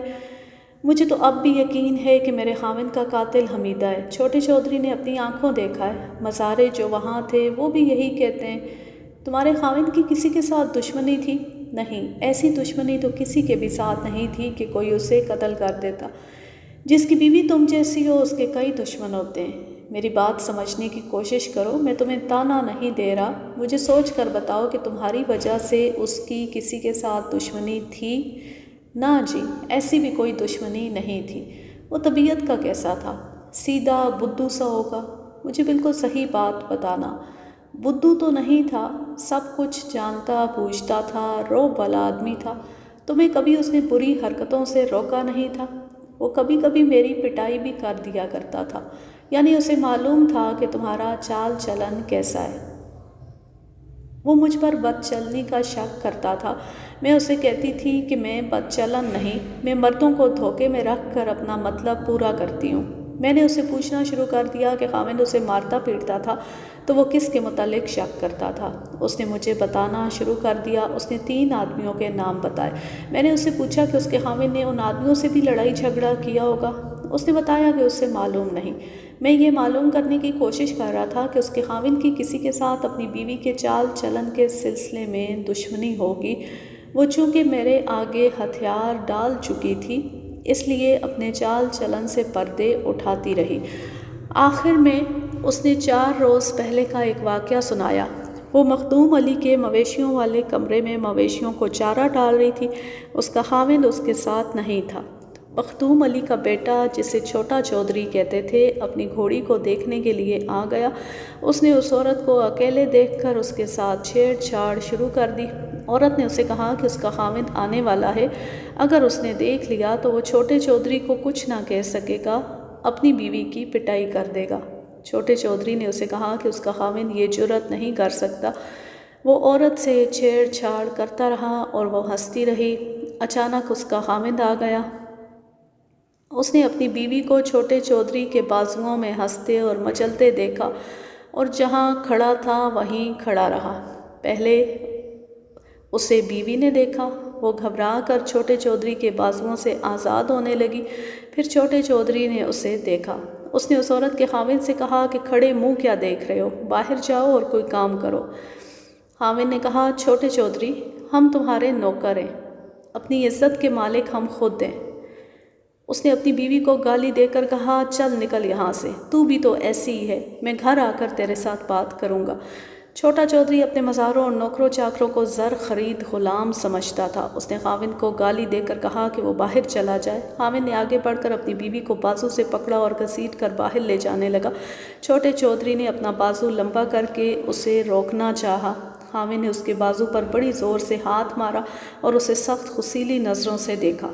ایک ادنا نوکر کا یہ جرم تھا کہ اس نے اپنے آقا کے رنگ میں بھنگ ڈال دی تھی اور اس کے بازو پر غصے سے ہاتھ مارا تھا اور اسے خصیلی نظروں سے دیکھا تھا۔ خاوند نے اپنی بیوی سے کہا کہ وہ گھر چلی جائے۔ وہ مجھے بتا نہ سکی کہ اس کے آنے کے بعد اس کے خاوند اور چھوٹے چودھری میں کیا باتیں ہوئیں۔ خاوند گھر آیا تو اس نے اپنی بیوی کو بہت پیٹا۔ دوسرے دن خاوند نے اپنی بیوی سے کہا، تو نے چھوٹے چودھری کو میرا دشمن بنا دیا، میں کہیں اور نوکری ڈھونڈ لوں گا۔ 2 روز بعد میں باہر تھی۔ مقتول نوکر کی بیوی نے مجھے سنایا، میں نے دیکھا کہ میرا خاوند ایک مزارے کے ساتھ کھیتوں کی طرف جا رہا تھا۔ میں دور تھی، اس لیے پوچھ نہ سکی کہ وہ کہاں جا رہا ہے۔ کچھ دیر بعد مجھے اطلاع ملی کہ میرے خاوند کو حمیدے نے قتل کر دیا۔ اس عورت کا بیان ختم ہو گیا۔ اب میں نے اپنی مزید تسلی بھی کرنی تھی، لیکن اس کے بعد اس عورت سے مجھے کچھ اور پوچھنے کی ضرورت نہ پڑی۔ میں نے صرف اس مزارے کا نام پوچھا جس کے ساتھ اس نے اپنے خاوند کو جاتے دیکھا تھا۔ اس نے نام بتایا اور یہ بھی کہ وہ مزارہ گواہوں میں شامل ہے اور باہر بیٹھا ہے۔ اس عورت کو برآمدے میں الگ بٹھا دیا اور اس مزارے کو بلایا۔ جس روز تمہارے چودھری کا یہ نوکر قتل ہوا، اس سے پہلے تم اسے کہاں لے جا رہے تھے؟ یہ سوچ کر بات کرنا کہ جھوٹ بولو گے تو تھانے سے باہر نہیں جا سکو گے اور پھر 5-7 سال کے لیے جیل میں بند ہو جاؤ گے۔ اس پر سکتہ طاری ہو گیا۔ میں نے اس کے سر پر ہاتھ رکھ کر زور سے ہلایا اور کہا، میں صرف وہ جواب سنوں گا جو بالکل سچ ہوگا۔ تم نے تھانے میں جھوٹی گواہی دی ہے، لیکن میرے پاس تمہارے خلاف گواہ موجود ہے۔ اس نے وہی حرکت کی جو دیہات کے غریب لوگ مزارے اور نوکر چاکر اپنے آقاؤں کے خلاف گواہی دینے سے پہلے کیا کرتے، یعنی یہ کہ ہم انہی کا دیا کھاتے ہیں، اگر انہیں پتہ چل گیا کہ ہم نے ان کے خلاف بات کی ہے تو وہ ہمیں گاؤں سے نکال دیں گے، مروا دیں گے، وغیرہ وغیرہ۔ خدا کے لیے ہم پر رحم کریں اور انہیں پتہ نہ چلنے دیں کہ ہم نے کوئی بات کی ہے۔ میں کہانی تو دیہاتی معاشرے کی سنا رہا ہوں، لیکن شہری معاشرے میں بھی یہ خرابی پائی جاتی ہے کہ لوگ رشتے، برادریوں اور دیگر تعلقات کو سامنے رکھ کر جھوٹ یا سچ بولتے ہیں۔ اگر کسی کے ساتھ کوئی ناراضگی ہے اور وہ خواہ بے گناہ ہی پکڑا گیا ہو تو اس کے خلاف جھوٹی گواہی دینے کے لیے تیار ہو جاتے ہیں۔ کچھ لوگ دنیا داری کا خیال رکھتے ہیں۔ بعض لوگ ایسے ہیں جو کسی چودھری کے یا اسمبلی کے کسی ممبر کے یا آج کل کسی کونسلر کے یا ایسی کسی سرکردہ اور اثر و رسوخ والے آدمی کے محتاج ہوتے ہیں۔ وہ ان کی مرضی اور مفاد کے مطابق جھوٹ یا سچ بولتے یا سب کچھ جانتے ہوئے بھی چپ سادھ لیتے ہیں کہ انہیں تو کچھ معلوم ہی نہیں۔ دیہاتی معاشرے میں اونچی ذاتوں کے لوگ اور پیر و مرشد لوگوں کو اپنے پاؤں کے نیچے رکھتے ہیں اور ان کے کپڑے اتار کر اپنے گناہ پر ڈالے رکھتے ہیں۔ اس سے پولیس کا کام مشکل ہو جاتا ہے۔ میں چونکہ زیادہ عرصہ دیہاتی علاقوں میں رہا ہوں، اس لیے مجھے یہ دشواری زیادہ پیش آتی تھی کہ زمینداروں اور جاگیرداروں کے مزارے اور گاؤں کے دوسرے چھوٹے لوگ صحیح بات نہیں بتاتے تھے بلکہ پولیس کو گمراہ کرتے تھے۔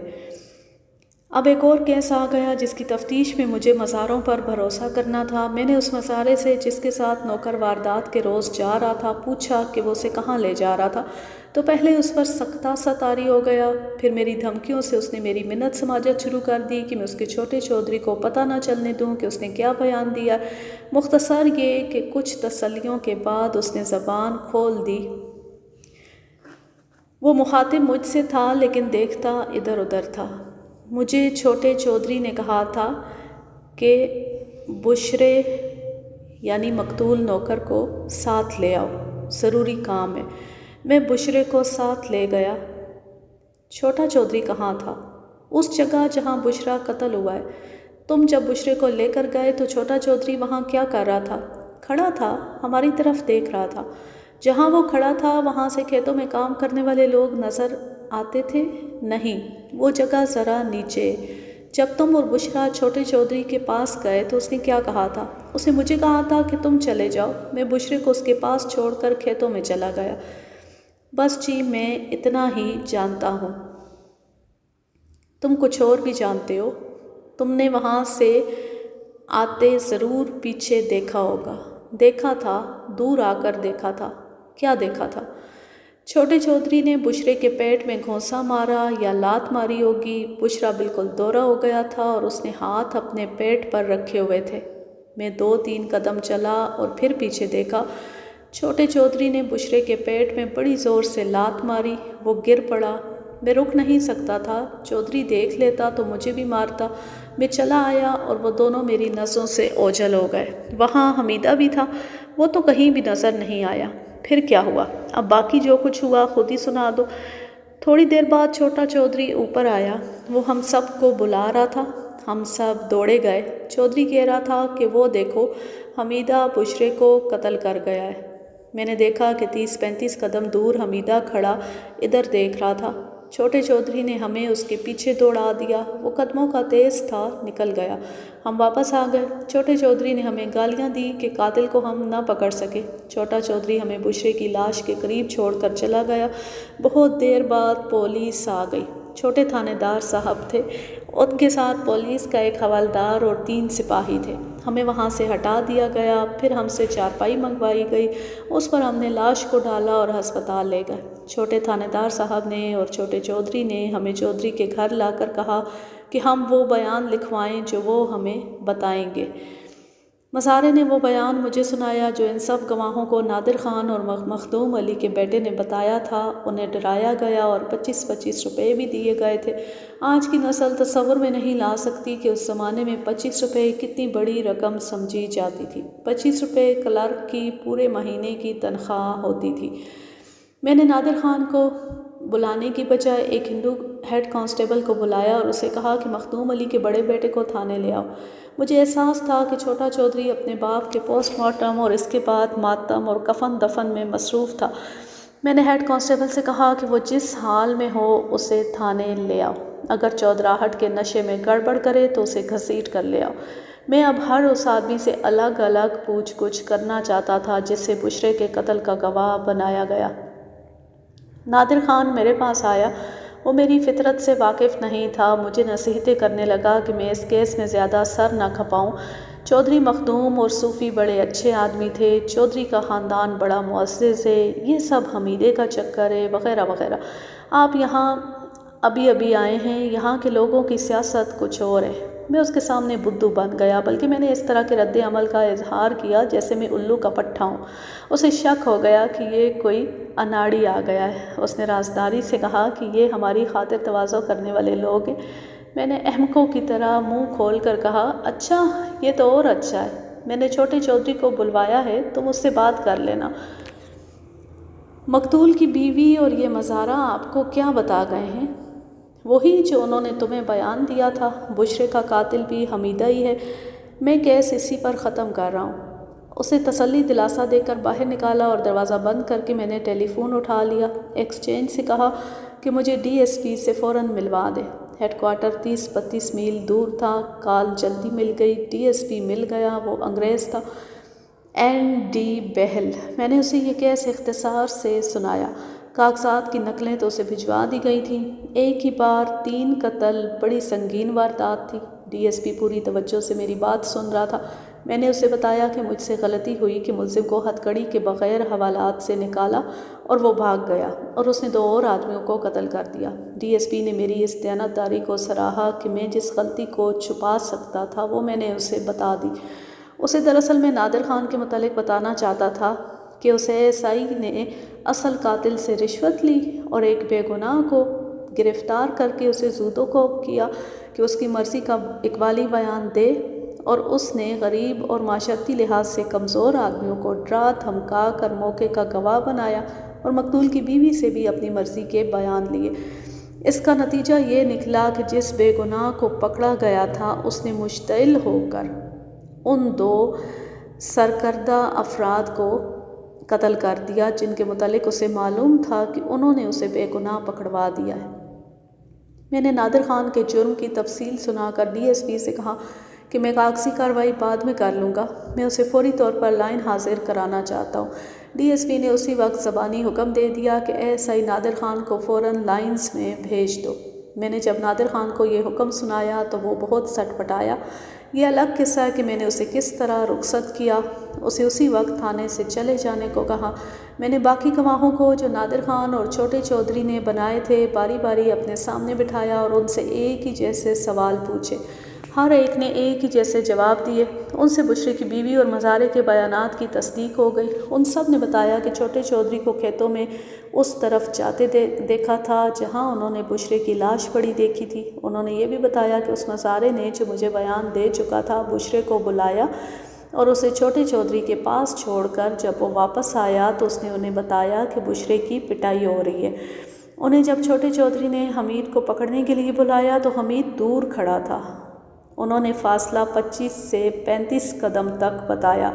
میں نے ان سے پوچھا کہ بشرے کی بیوی کیسی عورت ہے؟ انہوں نے بتایا کہ بڑی خطرناک عورت ہے، اس کا کوئی دین مذہب نہیں، چاہے تو سارے گاؤں کے سامنے بڑے چودھری کی بے عزتی کر دے اور چاہے تو کسی چوڑے چمار سے آشنائی کر لے۔ اس کی خوبصورتی اور بچوں جیسی حرکتیں دیکھ کر بعض مرد اسے ڈھیلی جڑ سمجھ لیتے ہیں کہ ذرا سی کھینچو تو زمین سے نکل آئے گی، لیکن یہ زمین میں اتنی دور گئی ہوتی ہے کہ ہلتی رہتی ہے، باہر نہیں نکلتی۔ چھوٹا چودھری بڑی شاندار گھوڑی پر آیا۔ وہ افسوس میں تھا اور رعب میں بھی۔ میں دفتر میں بیٹھا ہوا تھا، وہ مجھے کھڑکی میں سے نظر آ رہا تھا۔ ہندو کانسٹیبل جو اسے ساتھ لایا تھا وہ اسے کہہ رہا تھا کہ دفتر میں چلو، لیکن وہ نادر خان کا پوچھ رہا تھا، اندر نہیں آتا تھا۔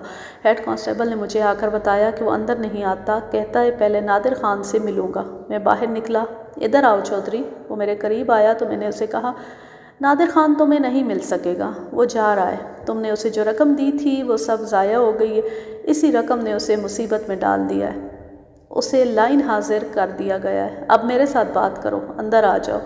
اس کی چودراہٹ ختم ہو گئی، مجھے حیرت اور گھبراہٹ سے دیکھتا وہ میرے دفتر میں آ گیا۔ میں نے اسے کرسی پر بٹھایا۔ چودھری کیا اب بھی تم خدا کے غضب کو نہیں مانو گے؟ تم نے ایک بے گناہ کو قتل کیا اور ایک بے گناہ کو گرفتار کرایا، اور اگلی روز تمہارا باپ مارا گیا، اور اس سے اگلے روز تم قتل جیسے ظالمانہ گناہ کی سزا بھگتنے کے لیے پکڑے گئے۔ پھانسی چڑھنے سے پہلے تمہاری اور تمہارے خاندان کی جو بے عزتی ہوگی اس پر غور کرو۔ ایک غریب اور مزدور عورت عدالت میں کھڑی ہو کر کہے گی کہ اس چودھری نے میری عزت پر ہاتھ ڈالا تھا اور میرے خاوند نے اسے روکا تو اس نے میرے خاوند کو قتل کر دیا۔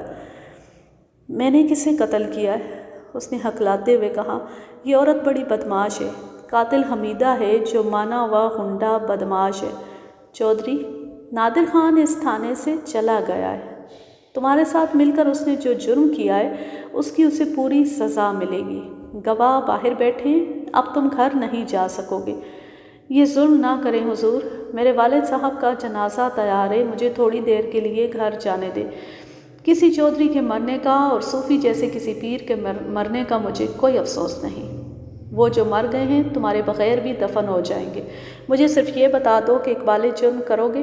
نہ کروں تو کیا ہوگا؟ نہ کرو، مقدمہ تیار ہے، گواہ موجود ہیں، تمہارا جرم ثابت ہے، پھانسی کا تختہ تیار ہے۔ اگر اقبال جرم کر لو گے تو شاید تمہیں پھانسی سے بچا لوں۔ اگر آپ مجھے بالکل ہی بچا لیں تو کیا لیں گے؟ جتنی رقم منہ سے کہیں، نقد حاضر ہوگی، زیورات مانگے۔ اس نے ذرا آگے ہو کر جھک کر کہا، میرے گاؤں میں چلیں، کسی کی طرف اشارہ کر دیں، وہ آپ کی ہوگی۔ لیکن مجھے جب تک پتہ نہیں چلے گا کہ تم نے بشرے کو کیوں اور کس طرح قتل کیا ہے، میں تمہیں کیسے بتا سکتا ہوں؟ میں پوری واردات سنوں گا تو میں سوچ سکوں گا کہ ان گواہوں میں سے کسے گول کر دوں اور کسے رکھوں۔ ان لوگوں کا آپ فکر نہ کریں، آپ جو کہیں گے میں ان سے کہلوا دوں گا۔ اب مجھے اس طرح ہر ایک بات بتاؤ جس طرح مریض ڈاکٹر سے کچھ نہیں چھپاتا۔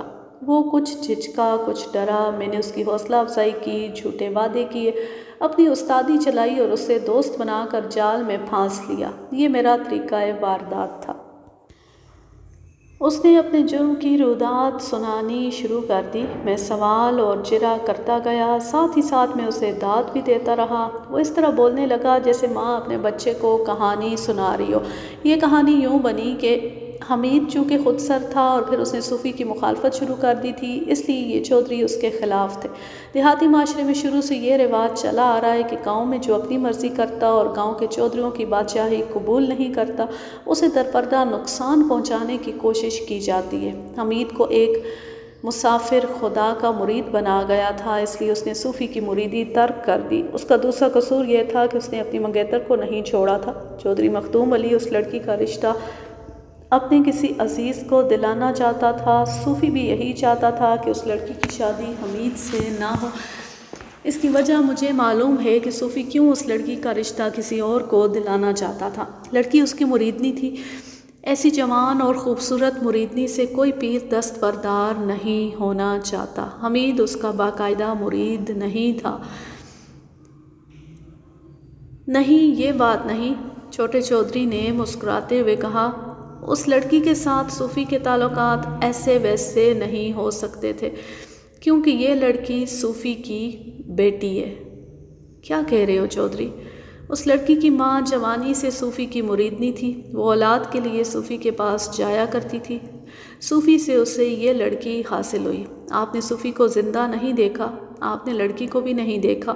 لڑکی کا ناک نقشہ بالکل صوفی جیسا ہے، ہونٹ اور دانت تو ہیں ہی صوفی کے۔ پھر یہ راز کسی طرح کھل گیا تھا کہ یہ لڑکی صوفی کی بیٹی ہے۔ صوفی کی دلچسپی اس لڑکی کے ساتھ صرف یہ تھی کہ یہ اس کی بیٹی ہے۔ حمید نے اس لڑکی کے ساتھ شادی کر لی، لڑکی حمید کو چاہتی تھی۔ صوفی نے، مخدوم علی اور اس کے اس بیٹے چھوٹے چودھری نے لڑکی کو حمید کے خلاف کرنا شروع کر دیا۔ انہوں نے 2-3 عورتوں کو استعمال کیا جو لڑکی کے کانوں میں یہ ڈالتی رہیں کہ حمید بدمعاش آدمی ہے اور اس کے تعلقات دوسری عورتوں کے ساتھ ہیں۔ یہ اسکیم کامیاب رہی، لڑکی حمید سے بدظن ہو گئی۔ 1 سال بعد وہ اپنے گھر گئی اور واپس نہ آئی۔ صوفی نے لڑکی کے ماں سے کہا تھا کہ وہ لڑکی کو حمید کے گھر نہ بھیجے اور طلاق لے لے۔ حمید نے طلاق دینے سے انکار کر دیا۔ مخدوم علی، صوفی اور چھوٹے چودھری نے بھی اسے کہا کہ وہ لڑکی کو بسائے یا طلاق دے دے۔ حمید نے تینوں کو بہت بری سنائی۔ ان لوگوں نے حمید کو قتل کرانے کے منصوبے بھی بنائے، لیکن حمید نے ایسے لوگوں کو دوست بنا لیا تھا جو انتقام لینے کی ہمت رکھتے تھے۔ اتفاق سے یہ واقعہ ہو گیا کہ چھوٹے چودھری نے مویشیوں والے مکان میں بشرے کی بیوی پر دست درازی کی۔ اس عورت کو اس پر کوئی اعتراض نہ تھا، لیکن اسے معلوم تھا کہ اس کا خاوند آ رہا ہوگا۔ وہ آ ہی گیا اور اس کی غربت اور بے بسی پر غیرت غالب آ گئی۔ اس نے چھوٹے چودھری کی بے عزتی کر دی۔ چودھری نے اپنے نوکر کے ہاتھوں اپنی بے عزتی बर्दाश्त ना की, उसने दूसरे तीसरे रोज़ बुशरे को खेतों में बुलाया। वो बुशरे को 2-4 थप्पड़ मार कर डराना चाहता था। वो अपने उस नौकर को उसके घर जाकर भी मार पीट सकता था, लेकिन हुआ यूं कि चौधरी खेतों में गया तो उसे अचानक याद आ गया कि बुशरे ने उसके आगे गुस्ताखी की थी। तो उसने उसी वक्त एक मज़ारे को भेजकर बुशरे को बुला लिया। उसके आने से पहले चौधरी खेतों से नीचे चला गया था, क्योंकि उसे डर था कि बुशरा सब मज़ारों के सामने उसकी बेइज्जती कर देगा। बुशरा आया तो छोटे चौधरी ने उसे गालियां दी और कहा, मैं तुम्हारा वो हाल कर दूंगा कि अपनी बीवी को तुम खुद मेरे पास लाओगे। मंजूर है चौधरी, मैं अपनी बीवी तुम्हारे पास ले आता हूँ, तुम अपनी बीवी मेरे हवाले कर देना। छोटे चौधरी की शादी को 3 साल हो गए थे। उसने बुशरे के मुंह पर थप्पड़ मारा और गाली देकर कहा, तुम मेरी जूतियों में रोटी खाने वाले ये बकवास करते हो। बुशरे ने वैसा ही थप्पड़ चौधरी के मुंह पर जड़ दिया। छोटे चौधरी के तन बदन में आग लग गई। उसने बुशरे के पेट में लात मारी, वो दोहरा हो गया। छोटे चौधरी ने दूसरी लात उसके पहलू में मारी, बुशरा गिर पड़ा। छोटा चौधरी तो जैसे पागल हो गया था। करीब एक पत्थर पड़ा था, उसने पत्थर उठाकर बुशरे के सर पर मारा।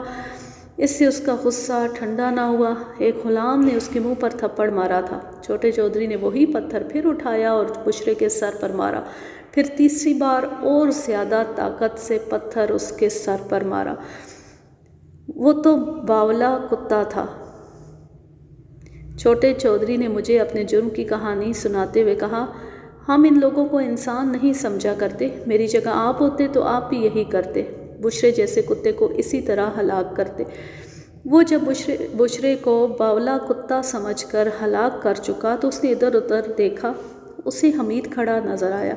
छोटे चौधरी के शैतानी दिमाग ने फौरन इस शिकार को भी मारने की तरकीब सोच ली। उसे डर पैदा हो गया था कि हमीद उसके जुर्म का ऐनी शाहिद है, और इसके साथ ही उसने हमीद को खुदसरी का मज़ा चखाने का तरीका सोच लिया। वो दौड़कर ऊपर गया और अपने मज़ारों को आवाज़ें देकर कहा कि वो देखो, हमीदी ने बुशरे को कत्ल कर दिया है। मज़ारे दौड़े आए और छोटे चौधरी के कहने पर हमीद के पीछे दौड़े, लेकिन वो भाग निकला। थाने रिपोर्ट देने के लिए छोटा चौधरी खुद आया था। एएसआई नादिर खान उसका दोस्त था। छोटा चौधरी उसे शराब भी पिलाया करता था। उसने थाने आकर नादिर खान को बताया कि उसने क्या किया है और हमीद के साथ वो क्या करना चाहता है। उसने नादिर खान को 2000 रुपया देने का वादा किया। ये रकम आज के हिसाब से 20,000 समझ लें। नादिर खान ने मौका वारदात पर जाकर लाश उठवाने और पोस्टमार्टम के लिए भेजने का इंतज़ाम किया और मज़ारों को अलग करके बताया कि वो क्या बयान दे। उसने कागज़ों में लिखा था कि लाश के करीब हमीद के खुरे पाए गए। रात को उन दोनों ने बुशरे की बीवी को भी बयान बताए और उससे कहा कि वो ये बयान ज़बानी याद कर ले। रात को ही नादिर खान ने हमीद को घर से पकड़ लिया। छोटे चौधरी ने अपने बाप मखदूम अली को बताया कि बुशरे ने उसकी बेइज्जती की थी, इसलिए उसने बुशरे को जान से मार दिया है। मखदूम अली को बेटे ने जब ये बताया कि उसने हमीद को पकड़वा दिया है तो मखदूम अली बहुत खुश हुआ। उसने कहा, अब देखूंगा कि वह अपनी बीवी को तलाक किस तरह नहीं देता। मखदूम अली ने नादिर खान से कहा कि जिस रोज़ हमीद को उम्र कैद या सज़ाए मौत सुनाई जाएगी, उस रोज़ वो नादिर खान को 1000 रुपया मज़ीद इनाम देगा। इतने में मैं पहुंच गया। फिर जो कुछ हुआ वो मैं आपको सुना चुका हूँ। छोटे चौधरी का बयान सुनकर मैं उसे अगले रोज़ मजिस्ट्रेट के पास ले गया ताकि मजिस्ट्रेट ज़ेर दफ़ा 164 बयाने इकबाली कलमबंद कर ले। मैं उसे मजिस्ट्रेट के पास छोड़ आया। इकबाली बयान ज़बरदस्ती नहीं लिया जा सकता। मजिस्ट्रेट ने उसे बताया कि वो बयान देने या ना देने में आज़ाद है। मुल्ज़िम को मजिस्ट्रेट सोचने का मौका देते। छोटे चौधरी ने इकबाली बयान कलमबंद कराने से इनकार कर दिया। कानून के मुताबिक उसे जेल की हवालात में भेज दिया गया। मुझे इसका कोई नुकसान ना हुआ। मैं मुकदमा तैयार करना और जुर्म साबित करना जानता था। जिस तरह उसने हमीद को बुशरे का कातिल कहकर अपने मज़ारों को मौके का गवाह बना लिया था, इसी तरह मैंने उसके मज़ारों को मौके का गवाह बनाकर उसके खिलाफ कत्ल के मुकदमे के केस को पक्का कर दिया। वो अमीर कबीर ज़मींदार था। अदालत में वो बहुत बड़ा काबिल हिंदू वकील लाया था, मगर ये वकील छोटे चौधरी को सज़ाए उम्र कैद अबूर दरियाए शोर यानी काला पानी से बचा ना सका।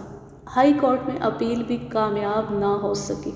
हमीद का बचना नामुमकिन था। उसने 2 आदमियों को कत्ल किया था। اسے سزائے موت دی گئی۔ ASI نادر خان کو نوکری سے برطرف کر دیا گیا۔ مجھے میرے محکمے نے اس الزام سے بری کر دیا کہ میری بے احتیاطی کی وجہ سے حوالات سے ایک ملزم بھاگ گیا اور اس نے 2 آدمیوں کو قتل کر دیا۔ یوں یہ زبردست کہانی اپنے اختتام کو پہنچی۔ اب میں لیتی ہوں آپ سے اجازت۔ جہاں رہیں خوش رہیں، شاد و آباد رہیں، ہنستے مسکراتے رہیں، اور اگر یہ کہانی یا میرا انداز پسند آئے تو اس چینل کو سبسکرائب ضرور کر لیں اور بیل آئیکن کو ضرور پریس کریں تاکہ آنے والی ہر نیو ویڈیو کی نوٹیفیکیشن آپ کو بر وقت ملتی رہے۔ ویڈیو کو لائک کیجئے، زیادہ سے زیادہ شیئر کیجئے اور اچھا سا کمنٹ کیجئے۔ اللہ حافظ، اللہ نگہبان۔